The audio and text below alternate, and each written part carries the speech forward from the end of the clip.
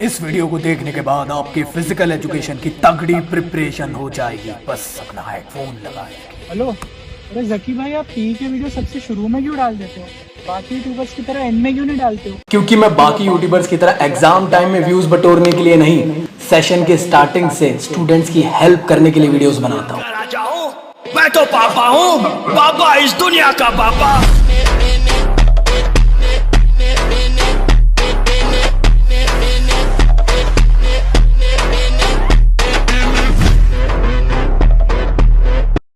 So hello everyone, welcome to my channel. तो कैसे हैं आप सभी लोग? तो आई होप सभी लोग बढ़िया होंगे, घर बैठे मस्त वे में आप लोग अपनी प्रिपरेशन कर रहे होंगे। तो आज के इस वीडियो में आप सभी लोग का बहुत बहुत स्वागत है, जहां पे हम लोग कवर अप करने वाले यूनिट नंबर 8 या चैप्टर नंबर 8 बायोमैग्नेटिक्स एंड स्पोर्ट्स को। बहुत ज्यादा इंपॉर्टेंट चैप्टर है, काफी सारी नई नई चीजें आप लोग को इसके अंदर देखने को मिलने वाली है। तो वीडियो को एंड तक के देखना, चैनल को सब्सक्राइब करना और आगे बढ़ने से पहले याद रखना, जो मैं पढ़ा रहा हूं उसको ईमानदारी से अच्छे से पढ़ लो और एग्जाम टाइम में सैंपल पेपर अच्छे से लगा लेना, क्योंकि सैंपल पेपर तुम्हें कहीं ना कहीं गाइड कर देते हैं कि बोर्ड्स में कैसे तुम अच्छे मार्क्स स्कोर कर सकते हो। तो अगर तुम मुझसे पूछे कि फिजिकल एजुकेशन के लिए कौन सा सैंपल पेपर अच्छा रहेगा, तो मैं आपसे रिक्वेस्ट करूंगा कि यार सिर्फ फिजिकल एजुकेशन के लिए मत लो, एक ऐसी बुक ले लो जिसके अंदर आप लोग को सारे सब्जेक्ट कवर अप हो जा रहे हैं, इंक्लूडिंग फिजिकल एजुकेशन। तो मैं आप लोग को रिकमेंड करना चाहूंगा ओसवाल गुरुकुल की ये सैंपल पेपर, जिसमें आप लोग को फिजिकल एजुकेशन के अलावा आपके सारे के सारे सब्जेक्ट इंक्लूडेड है। मतलब पांचों के पांचों सब्जेक्ट इंक्लूड है। अगर आप पीसीएम से हो, पीसीबी से हो, कॉमर्स से हो या ह्यूमैनिटी से हो, सबके लिए एक जैम पैक बुक बना के दी गई है कि एक बुक के अंदर आप लोग सारे के सारे क्वेश्चंस की प्रैक्टिस कर पाओगे।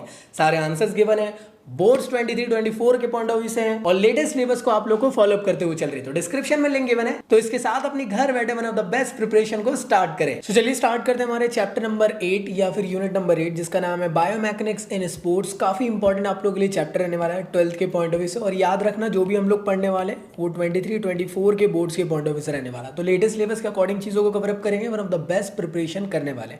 सो आगे बढ़ने से पहले अगर आप लोगों ने अभी तक बुक नहीं ली है, तो मैंने खुद के मेरी फिजिकल एजुकेशन की बुक लॉन्च कर दिया हूँ दोस्तों, आप इसको ले सकते हो। प्रिंटेड फॉर्म में आप परचेज कर सकते हो Amazon, फ्लिपकार्ट के थ्रू, या फिर अगर आप चाहो तो इसको ईबुक फॉर्मेट में मेरे प्लेटफॉर्म के थ्रू पढ़ सकते हो। इनके अलावा अगर आप मेरे साथ फिजिक्स पढ़ना चाहते हो तो मेरे फिजिक्स के चैनल को ज्वाइन कर लेना, इंस्टाग्राम, टेलीग्राम सब पे फॉलो अप कर लेना, सो दैट क्लास की सारी अपडेट्स आप लोग को मिलते रहे। और अगर चाहते हो कि लाइव मेरे साथ पढ़ना, तो भाई मैं आप लोग के लिए मेरा प्लेटफॉर्म लॉन्च कर दिया हूं, जहां पे आप लोग मेरी वेबसाइट या फिर ऐप के थ्रू मेरी लाइव क्लासेस को अटेंड कर सकते हो। सारी लाइव क्लास की रिकॉर्डिंग क्लास अवेलेबल रहेगी, हैंड रिटन नोट्स और सारी वो चीजें जो तुम्हारी बोर्ड्स की प्रिपरेशन के लिए बेस्ट रहने वाली है, वो सब चीजें आप लोग को मिलने वाली है। तो वेबसाइट और ऐप दोनों के लिंक मेरे प्लेटफॉर्म के आप लोग को अवेलेबल है डिस्क्रिप्शन में। और अभी चल रहा है 50% ऑफ आप लोग को फिजिक्स और फिजिकल एजुकेशन के बैचेस में, तो जल्दी से ज्वाइन करें।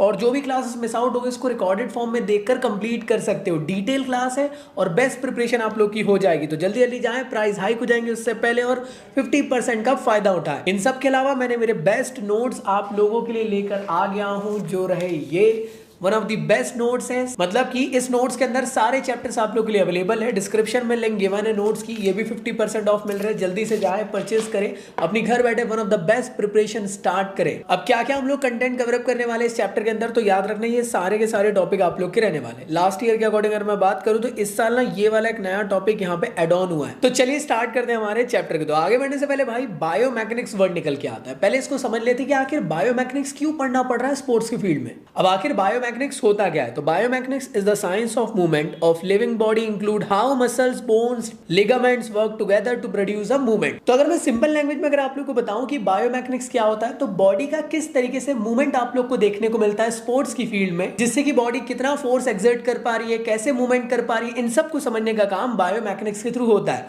अब आप बोलोगे कि बायोमैकेनिक्स पढ़ने की क्या जरूरत पड़ी यार? तो बायोमैकेनिक्स यार इसलिए जरूरत है कि मान लो अगर किसी को अपने बॉलिंग एक्शन को बेटर करना है, तो जो कोच है वो चेक करेगा कि उसका बायोमैकेनिक्स कैसा है, का जो बॉडी का जो मूवमेंट है वो किस वे में हो रहा है, तो वो उसको इंप्रूव कर सकता है। तो बायोमैकेनिक्स स्पोर्ट्स की फील्ड में बहुत इंपॉर्टेंट होता है। अगर किसी भी एथलीट के परफॉर्मेंस को बेस्ट करना है, स्किल डेवलप करना है और किसी ओपोनेंट के परफॉर्मेंस को खराब करना है, तो मान लो क्रिस गेल हर टाइम छक्के मार लेते हैं, लेकिन अगर उनके पैर के पास बॉल डाली जाए तो हो सकता है उनको दिक्कत हो जाती है। तो ये सब चीजें रहती है ना, आपने देखे होंगे वर्ल्ड कप के टाइम में दिखाता रहता है कि कोई एक प्लेयर का वीक जोन क्या है। तो मेरे ख्याल से आप लोग समझ रहे होंगे कि साइंस के पॉइंट ऑफ व्यू से हम लोगों ने ये समझ पाए कि वो प्लेयर का वीक पॉइंट क्या है, वहां पे टारगेट किया जा सकता है, आउट हो सकते हैं। याद रखो, ओपोनेंट के परफॉर्मेंस को खराब करने के लिए, खुद के परफॉर्मेंस को बेस्ट करने के लिए बायोमैकेनिक्स बहुत इंपॉर्टेंट है। तो बायोमैकेनिक्स यार जो स्पेसिफिक वर्ड है, यहाँ पे मैकेनिक्स यूज हो रहा है। तो ये मैकेनिक्स क्या है? It is the branch of physics. तो यहाँ पे हल्का फुल्का ना फिजिक्स के टॉपिक आप लोग को देखने को मिलेंगे एकदम बच्चों वाले जो क्लास 10th या 9th में पढ़े होंगे। तो चलिए शुरू करते हैं और देखते हैं एक टॉपिक को। तो सबसे पहला टॉपिक है न्यूटन के लॉ क्या होते हैं और उनकी एप्लीकेशन क्या। हलवा टाइप के जो न्यूटन के लॉ ऑफ मोशन है वो क्या। अगर मैं बात करूं फर्स्ट लॉ ऑफ मोशन की, तो फर्स्ट लॉ ऑफ मोशन की अगर मैं बात करता हूं तो फर्स्ट लॉ ऑफ मोशन क्या कहता है कि कोई भी बॉडी तब तक रेस्ट में रहेगी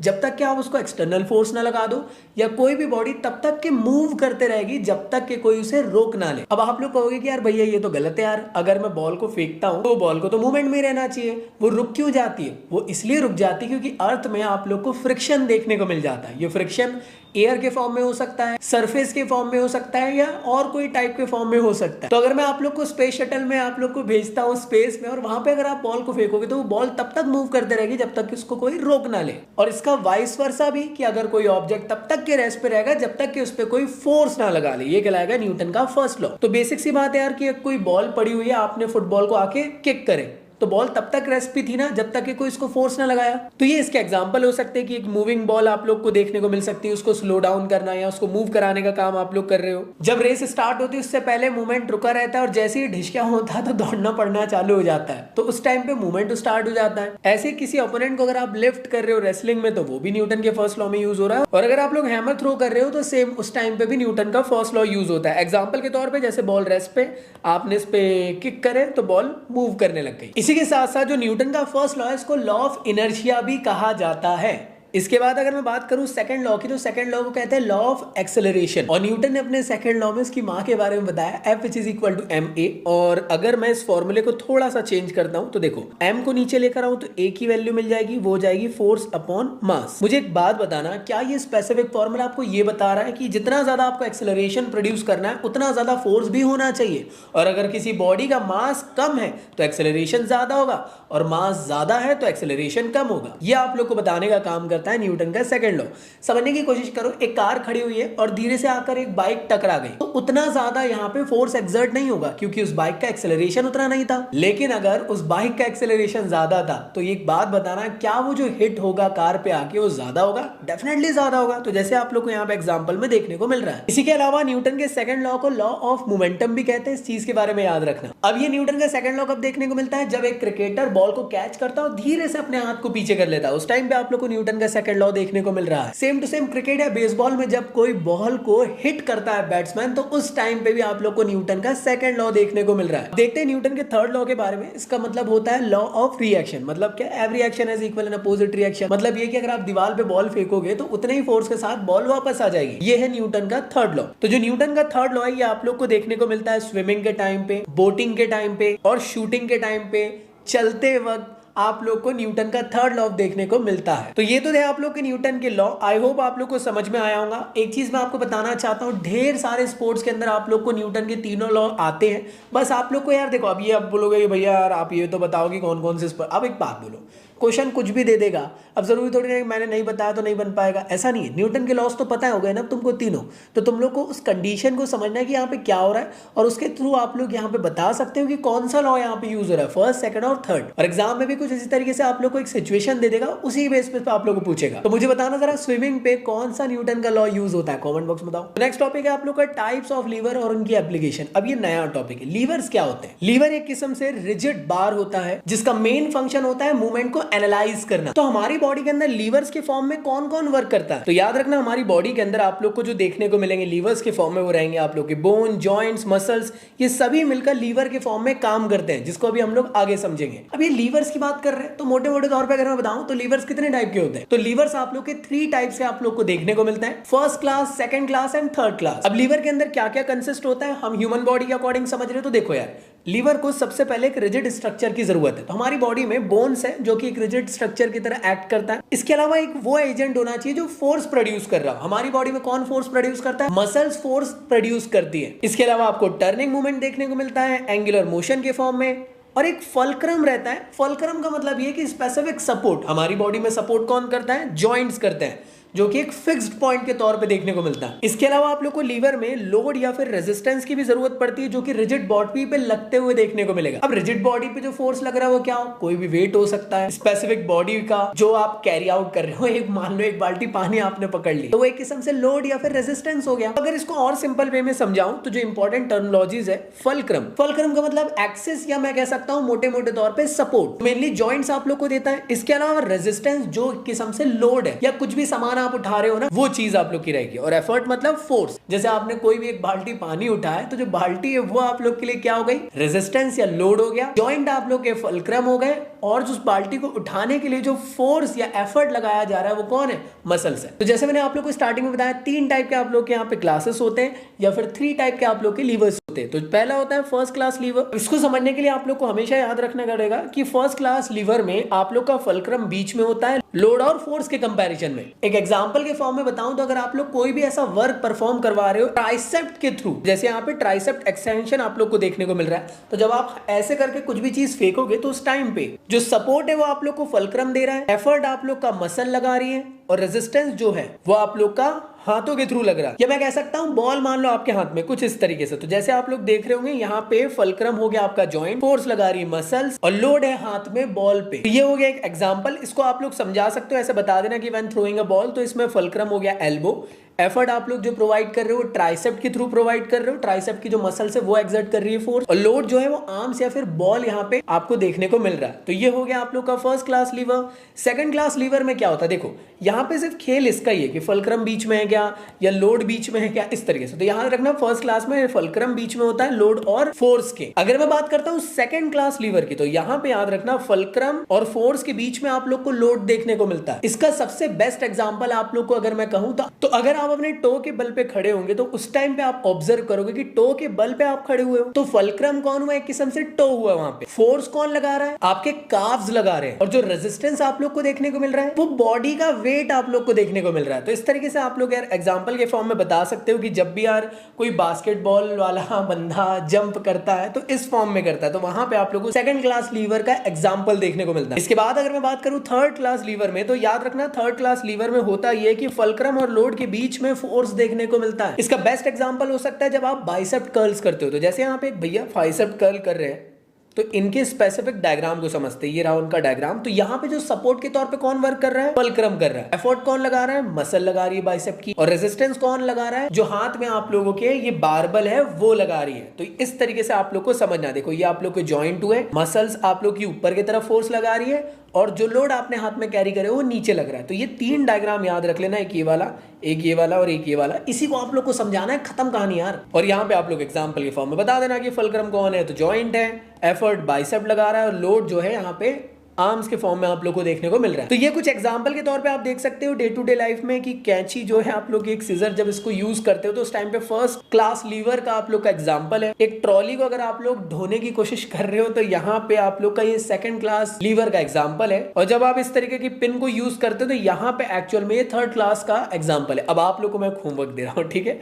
तो ये आप लोग चाहो तो रीड कर सकते हो पॉज करके जल्दी से। तो मैंने आप लोग को समझाया वही सब चीजें देखने को मिल रही है। अब मुझे आप लोग बताइए ये ए, बी और सी, यहाँ पे आप लोग को लोड समझाया गया है, उसका डायग्राम दिया गया और उसके अंदर किस तरीके से जॉइंट का एग्जांपल है वो दिया गया है। ये बताइए ए, बी और सी ये फर्स्ट क्लास है या सेकंड क्लास है या थर्ड क्लास है, आप लोग ये बताओ। तो ए का आप लोग आगे लिखकर मुझे कमेंट बॉक्स में बताओ कि कौन सा वाला कौन सी क्लास के अंदर आएगा। बस आप लोग को ये 3 डायग्राम याद रहने चाहिए, तभी आप लोग को चीजें समझ में आ पाएगी, अदरवाइज खेल खत्म है। तो स्पोर्ट्स की फील्ड में ये सभी यूज होते रहते हैं। अगर आप बैटिंग कर रहे हो, बॉलिंग कर रहे हो, आप बॉल को थ्रो कर रहे हो, हर टाइम पे आप लोग को अलग अलग बॉडी के लीवर्स वर्क करते हुए देखने को मिलते हैं। तो मेरे ख्याल से यहाँ तक कि तुम लोग को सारी की सारी चीजें समझ में आ गई। आई होप सभी चीजें क्लियर हो गई होंगी। अगले टॉपिक की तरफ बढ़ते हैं जिसका नाम है इक्विलिब्रियम। इक्विलिब्रियम कुछ इस तरीके की स्टेट होती है कि भाई जब जिंदगी में सब कुछ बढ़िया चल रहा है तो वो इक्विलिब्रियम में सब चंगासी। वैसे अगर हमारी बॉडी अगर पूरी तरीके से बैलेंस है तो हम कहते हैं कि बॉडी जो है पूरी तरीके से इक्विलिब्रियम की स्टेट के अंदर है। Equilibrium can be defined as the state of balance among the forces acting within the body. मतलब इस सीसॉ के अंदर ये एक दीदी और एक भैया है, जब तक रिलेशनशिप अच्छी चलती है तो सब कुछ बैलेंस रहता है, और मान लो कुछ बुरा हुआ तो अनबैलेंस हो जाता है, इक्विलिब्रियम खत्म।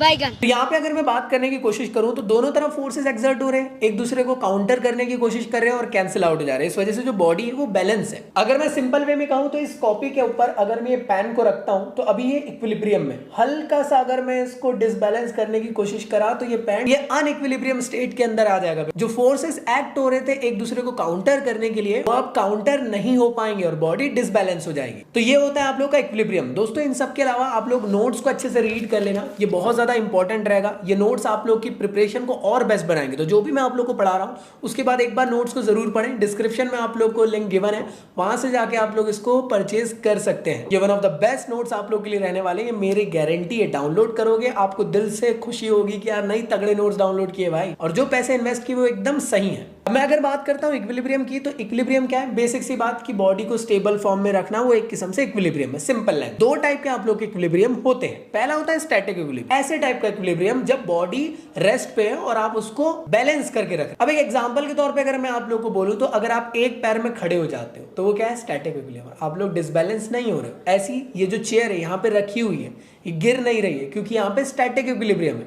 मान लो इस चेयर का एक हाथ पैर मैंने कम कर दिया हाइट से, तो डिसबैलेंस हो जाएगी। किसने बोला था? लो सुना क्या?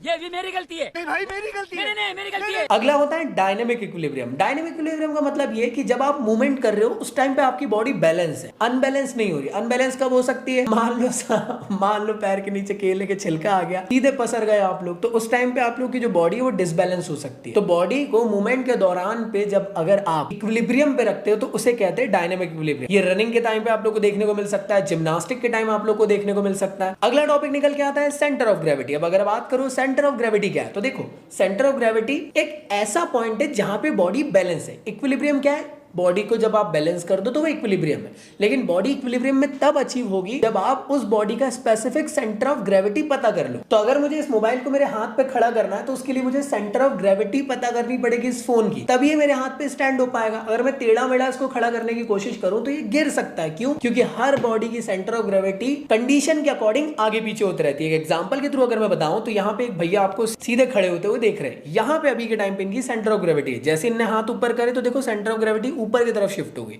और जैसे ही भैया नीचे झुके तो सेंटर ऑफ ग्रेविटी नीचे हुए।